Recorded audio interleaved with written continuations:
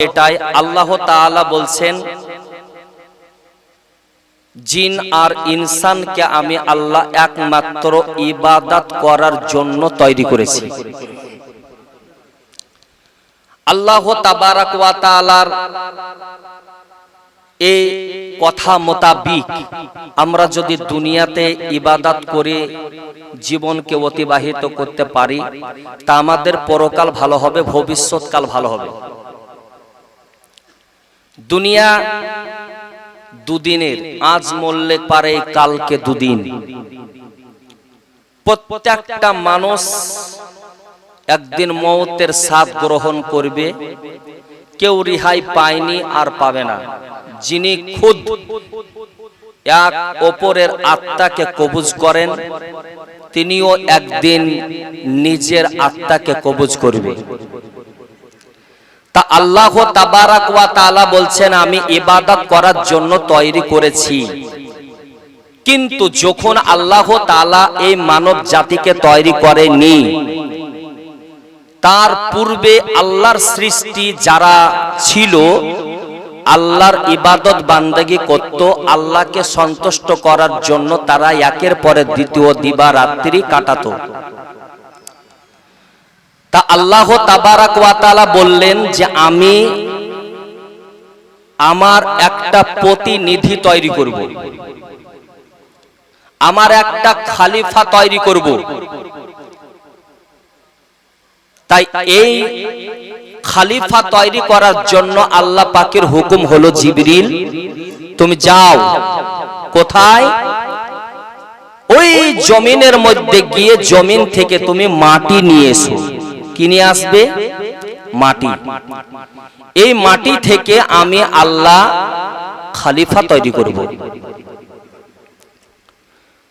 তা আল্লাহর হুকুমে হাজরাতে জিবরিল আমিন আসলেন, মাটি ধরা হলো। তো মাটিতে কান্না করছে, জিবরিল তুমি যে মাটি ধরছো কেন? তো জিবরিল আমিন বলছে যে আল্লাহ পাকের হুকুম হয়েছে, আমি তোমাকে নিয়ে যাব, আল্লাহর খলিফা তৈরি করবে, একটা প্রতিনিধি তৈরি করবে, আদম তৈরি করবে। আমাদের আদি পিতার নাম কি? হযরত আদম শাফিউল্লাহ আলাইহিস সালাম। তো তিনাকে তৈরি করা হবে। তা আল্লাহ পাকের হুকুম, মাটি আনতে বলেছে, তাই আমি এসেছি। তো মাটি বলছে যে জিবরিল তুমি আমাকে ছেড়ে দাও। কেন? এই জন্য ছেড়ে দাও যা আমাকে তুমি নিয়ে যাবা, আদমকে তৈরি করবে।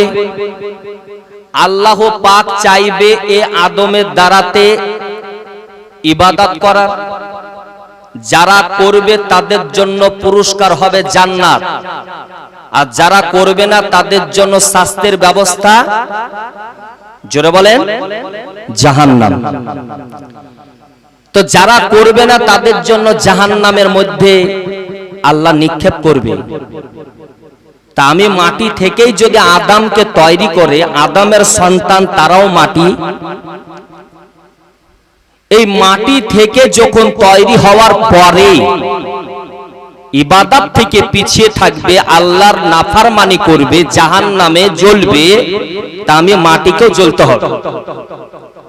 তো এই জন্য তুমি নিয়ে যেও না। এত কান্না করেছিল মাটি যে হযরতে জিবরিল আমিনের দয়া হলো, মাটিকে ছেড়ে দিয়ে চলে গেলেন। আল্লাহ জিজ্ঞাসা করলে কি ব্যাপার? আল্লাহ এত কান্না করলে আমার নিকটে যে আমি থামতে পারলাম না, মাটি ছেড়ে চলে এসেছি। ঠিক আছে, তোমার দ্বারাই হবে না, আমি এ বিষয়ে আল্লাহ অবগত। কি আল্লাহ কি অবগত নয়? অবগত। দ্বিতীয় ফারিস্তা হযরতে মিকাইলকে পাঠালেন। মিকাইল আলাইহিস সালাম তিনিও এই রকম ভাবে মাটিকে ছেড়ে চলে গেলেন। তারপর একের পরে এক হযরতে ইসরাফিল আলাইহিস সালামকে পাঠালেন। ইনিও ছেড়ে গেলেন। এরপরে চতুর্থ নম্বরে হযরতে ইজরাইল ফেরেশতা হযরতে ইজরাইল আলাইহিস সালামকে পাঠালেন। তিনি আসলেন। তিনি আসার পরে মাটিকে ধরলেন। মাটি সেই পূর্বের মতোই কর্ণন করছে।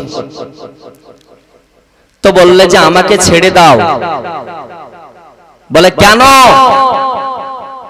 বলে এই জন্য তুমি নিয়ে যাবে, আদমকে তৈরি করবে, যারা ইবাদত করবে আল্লাহকে সন্তুষ্ট করার উদ্দেশ্যে তারা জান্নাতে থাকবে, জান্নাতের আরাম আয়েশ ভোগ করবে। কিন্তু যারা করবে না তারা তো শাস্তির মধ্যে থাকবে। তাই মাটি থেকে যখন শাস্তির মধ্যে আদমের সন্তানরা থাকবে তখন তাদেরকে জাহান্নামের আগুনে পুড়তে হবে। কাজেই এই জন্য আমাকে নিয়ে যেও না। তা হযরতে ইজরাইল ফেরেশতা বলছে যে না, তোমাকে আমি নিয়ে যাব। কেন? বলে আল্লাহর হুকুম হয়েছে, আমি পালন করব। কি বুঝলেন? আল্লাহর হুকুম হয়েছে, আমি পালন করব। ঠিক আছে। আল্লাহর ফেরেশতা হযরতে ইজরাইল আলাইহিস সালাম মাটিকে ধরে নিয়ে চলে গেছে। আল্লাহ তাবারাক ওয়া তাআলার হুকুম হলো মাটি সানাও। মাটি সানা হলো। হযরত আদম শাফিউল্লাহ আলাইহিস সালামকে তৈরি করল। জোরে বলেন, তৈরি করা হলো। কিসের জন্য ভাই? আল্লাহর ইবাদত করার জন্য। তো ওই আদম শাফিউল্লাহর সন্তান তো আপনি আমি, নাকি বলছেন? আমরা যদি ইবাদত করি তা আমাদের পরকাল ভালো হবে, ভবিষ্যৎ ভালো হবে, আমরা পুরস্কার প্রাপ্ত হব, সেটা হলো জান্নাত। কিন্তু বাবা, এই ইজরাইল ফেরেশতা নিয়ে যে যখন কাদাকে সানা হলো, মাটিকে সানা হলো, কাদা তৈরি হলো, তা আল্লাহর নবী সাল্লাল্লাহু আলাইহি সাল্লাম বলছেন যে তার আগে থেকে আমি নবী হয়েছিলাম। জোরে বলেন। নবী 40 বছরে নবুয়ত প্রকাশ পেয়েছে করেছে, কিন্তু তার পূর্বে থেকে আমার দয়ার নবীকে আল্লাহ নবী করেই তৈরি রেখেছে। সুবহানাল্লাহ। তা হযরত আদম নবী আলাইহিস সালাম তিনি তৈরি হলেন। তার ভিতরে আত্মা দেওয়া হয়নি, রূহ দেওয়া হয়নি। কি দেওয়া হয়নি? রূহ দেওয়া হয়নি। তো রূহকে যখন প্রবেশ করানো হলো তো অন্ধকারে রূহ থাকতে পারে না। তা আল্লাহ তাবারাক ওয়া তাআলা জিজ্ঞেস করছে কি ব্যাপার? বলে এত অন্ধকার, যেখানে কোনো আলো না। আচ্ছা, আপনাকে যদি অন্ধকার ঘরে আপনাকে আমাকে যদি রাখে তো ভালো লাগবে না খারাপ? জোরে বলেন, জোরে বলেন। খারাপ লাগবে। তো রূহ থাকে না অন্ধকারের জন্য। তা আল্লাহ তাবারাক ওয়া তাআলা হুকুম করলেন যে আমার প্রিয় হাবিব সাল্লাল্লাহু আলাইহি সাল্লামের নূর মোবারক চমকে দাও। আর জিহাতে না চমকে দেওয়া হযরত আদম শাফিউল্লাহ আলাইহিস সালামের পুরো ভিতরটা আলোয় আলোকিত হয়ে গেল। সুবহানাল্লাহ বলেন। আলোয় আলোকিত হয়ে গেল। আল্লাহর নবী সাল্লাল্লাহু তাআলা আলাইহি ওয়াসাল্লামের সুবহানাল্লাহ সুবহানাল্লাহ তিনার সুবহানাল্লাহ দুনিয়ার ভিতরে আসবার পূর্বে হযরত আদম শাফিউল্লাহ আলাইহিস সালামকে আমার আল্লাহ তৈরি করলেন। তৈরি করা হলো, এবার নবী পাকের নূর মোবারক চমকে দেওয়া হলো। আল্লাহর নবী সাল্লাল্লাহু তাআলা আলাইহি ওয়াসাল্লামের নূর মোবারক যেমন চমকে দেওয়া হলো, ওই নবী পাকের ওসিলাতে পুরো শরীরখানা আপনার আলোয় আলোকিত হয়ে গেল। হযরত আদম শাফিউল্লাহ আলাইহিস সালামের সুবহানাল্লাহ আকবার তিনার পৃষ্ঠদেশে আল্লাহর নবীর নূর মোবারককে রাখা হলো। হযরত আদম শাফিউল্লাহ আল্লাহকে জিজ্ঞাসা করে, আল্লাহ এটা কি? আমার আল্লাহ তাবারাক ওয়া তাআলা বলেন, এই আদম শাফিউল্লাহ এটা হলো আমার নবী পাকের নূর মোবারক। হযরত আদম নবী আলাইহিস সালাম বলেন, আল্লাহ এই নূর মোবারকটা আমার সামনে করে দাও। এবার সামনে করবার পূর্বে আরেকটা ঘটনা শুনুন বেরাদার। আল্লাহর নবী সাল্লাল্লাহু আলাইহি ওয়াসাল্লামের নূর মোবারক যখন ওই পৃষ্ঠ দেশের মধ্যে রাখা হলো, আদম আলাইহিস সালামের পিছের লক্ষ লক্ষ লক্ষ লক্ষ আল্লাহর ফেরেশতারা এসে সালাত ও সালাম জানাতে লাগলো। সুবহানাল্লাহ বলে কি করতে লাগলো? সালাত ও সালাম জানাচ্ছে। তা আদম আলাইহিস সালাম বলছে যে আল্লাহ তুমি আমার পিছে কি রেখেছো? তা আল্লাহ বলছে আমি নূর রেখেছি। তো বলছে আল্লাহ তুমি সামনে করে দাও। আল্লাহর হুকুম হলো জিবরিল আমিন তুলে পেশানিতে করে দিলে। সুবহানাল্লাহ। পেশানিতে করা হলো। পেশানিতে করার পরে সমস্ত এবার ফেরেশতা সামনে। তা আদম নবী বলছে যে আল্লাহ নূরটাকে যদি আমার হাতে দিতা তাহলে আমি চোখে দেখতে পেতাম। আচ্ছা আপনাদের কপালে যদি একটা কোনো মানুষ কিছু দিয়ে দেয় তা আপনি দেখতে পাবেন? আপনারা দেখতে পাবেন? এই মা খালা দেখতে পাওয়া যাবে না, যেহেতু কপালের নিচে চোখ, আর চোখ কি উঠে গিয়ে কপাল দেখবে? দেখবে না। এটা ক্যামেরা, ক্যামেরার পিছনে যদি কিছু রাখা হয় ক্যামেরা জানতে পারবে না, উঠবে না ওটা। তো আদম আলাইহিস সালাম বলছে আল্লাহ আমার এমন জায়গাতে তুমি নূরটাকে দাও, নূরটা যাতে আমি দেখতে পাই। আল্লাহর হুকুম হলো হযরত আদম সাফিউল্লাহ আলাইহিস সালাম নূরটাকে এবার দেখতে পাবেন। আমার আল্লাহ বললেন এই জিবরিল আদম নবী আলাইহিস সালামের পেশানি থেকে নিয়ে তুমি আদম নবীর বুড়ো আঙ্গুলের ভিতরে দিয়ে দাও। সুবহানাল্লাহ বলেন। যেমন বড় আঙ্গুলের ভিতরে দেওয়া হলো, আল্লাহর নবী সাল্লাল্লাহু তাআলা আলাইহি ওয়াসাল্লামের নূর মোবারক দেখতে পেলেন। আমার আল্লাহ জিজ্ঞাসা করছেন, বলে এ আমার আদম শাফিউল্লাহ তুমি দেখেছো? বলে হ্যাঁ আল্লাহ আমি দেখলাম। হযরত আদম নবী আলাইহিস সালাম বলছেন আল্লাহ এইটা যে আমি দেখলাম, কিন্তু দেখে এত সন্তুষ্ট হয়েছে, এত সন্তুষ্ট হয়েছি যার কোনো শুকরিয়া আদায় করে শেষ করতে পারা যাবে না। আদম নবী আলাইহিস সালাম সঙ্গে সঙ্গে সিনার বুড়ো আঙ্গুলগুলোকে শাহাদাতা আঙ্গুলের মাধ্যমে ধরলেন আর নিজের মুখে চুম্বন দিয়ে চোখে লাগিয়ে দিলেন। নবীর নাম যদি কোন ব্যক্তি এই রকম ভাবে সুবহানাল্লাহ আঙ্গুলখানাকে মুখে নিয়ে যদি চোখে বুলিয়ে নেয় তা হযরতে আদম শাফিউল্লাহর সুন্নাত আদা হয়ে যায়। দুনিয়া যখন তৈরি হয়নি তার পূর্বে হযরত আদম শাফিউল্লাহ আলাইহিস সালাম তিনি আপনার মুখে চুম্বন দিয়ে চোখে লাগিয়েছিলেন। আর দুনিয়া তৈরি হওয়ার পরে আদম নবী আলাইহিস সালামকে জগতের মধ্যে পাঠানোর পরে আল্লাহর নবী সাল্লাল্লাহু তাআলা আলাইহি ওয়াসাল্লামের নামখানাকে চুম্বন দিয়ে চোখে বুলিয়ে নিয়েছিলেন এমন একজন সাহাবী, যে সাহাবীর নাম হলো হযরতে আবু বকর সিদ্দিক রাদিয়াল্লাহু তাআলা। তিনি এত মহব্বত করেছিলেন, এত মহব্বত করেছিলেন আল্লাহর নবী সাল্লাল্লাহু তাআলা আলাইহি ওয়াসাল্লামের পাশে জায়গা হয়ে গেছে। সুবহানাল্লাহ, এত মহব্বত করেছিলেন।